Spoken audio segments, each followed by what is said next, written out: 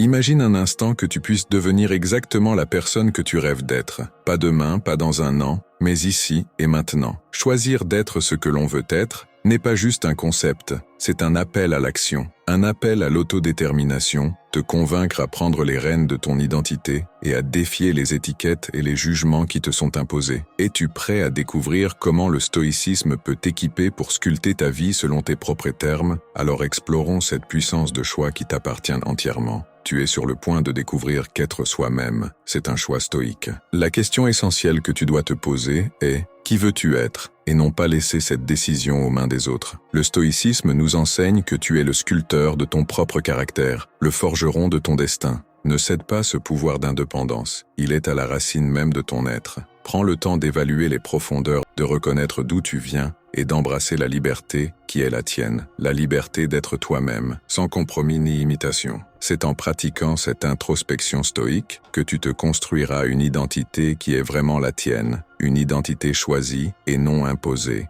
une identité où réside une paix solide. Dans la vision stoïcienne, il est reconnu que tu pourrais être tenté d'absorber les jugements externes, de les répéter en écho dans ton esprit jusqu'à ce que, petit à petit, tu commences à les adopter comme la définition de ton être. Cette intériorisation n'est pas insignifiante. Elle construit la façon dont tu te présentes au monde. Mais souviens-toi, tu es bien plus que ces reflets de jugement extérieur. Le stoïcisme t'enseigne à distinguer l'image que tu as de toi-même, de ses perceptions erronées. Il te pousse à affirmer ton identité propre, celle que tu as sculptée avec intention et raison. Lorsque tu choisis de te définir par tes propres pensées et actions, et non par les paroles des autres, tu te présentes dans ta forme la plus authentique et la plus puissante aux autres. C'est cette image de soi, ancrée dans la réalité de ton caractère et de tes choix, que le stoïcisme t'incite à cultiver et à projeter. Moi-même, je me suis déjà retrouvé souvent catégorisé par les perceptions des autres, placé dans des cases bien définies par leur jugement. C'est une réalité à laquelle beaucoup se résignent. Mais le stoïcisme nous offre une perspective différente. Ces catégorisations sont externes à nous et ne devraient pas dicter qui nous sommes. En tant que stoïcien, tu possèdes la force intérieure pour te défaire de ces chaînes invisibles. Tu as le pouvoir de ne pas laisser ces jugements extérieurs influencer ton identité. Affirme ton indépendance. Reconnais que les opinions ne sont que des perceptions, souvent éloignées de ta véritable essence. Toi seul détiens la vérité de ton être, et c'est cette vérité qui guide ta vie, pas les étiquettes superficielles que le monde tente de t'imposer. C'est en affirmant cette autonomie que tu deviens véritablement maître de qui tu es. Tu pourrais trouver un certain confort à pointer du doigt les autres pour la façon dont ils te traitent ou te perçoivent. C'est une voie facile de déclarer que c'est le monde qui t'a mal jugé. Mais le stoïcisme t'enseigne que dans cette dynamique, c'est toi qui as le contrôle final. Tu as le choix d'accepter ou de rejeter ces jugements, et ainsi arrêter de blâmer les autres de ta souffrance. La responsabilité de ton identité perçue t'appartient. Si des jugements extérieurs t'ont façonné, rappelle-toi que c'est avec ton consentement, même inexprimé. Maintenant,